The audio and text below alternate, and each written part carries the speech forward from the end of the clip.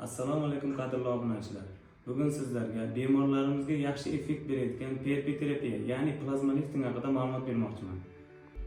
PRP terapiya hozirgi kunda ortopediya va reabilitatsiyada juda keng qo'llanib kelinmoqda.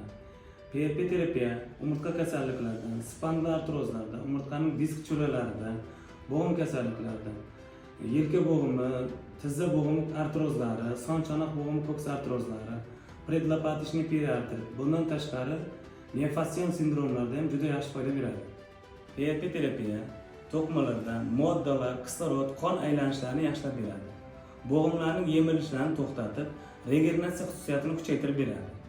PRP terapiyaning effekti og'riqlarni kamaytirib berish, bo'g'imlarda harakatni yengillashtirib berishdan iborat. PRP terapiya qanday qilinadi?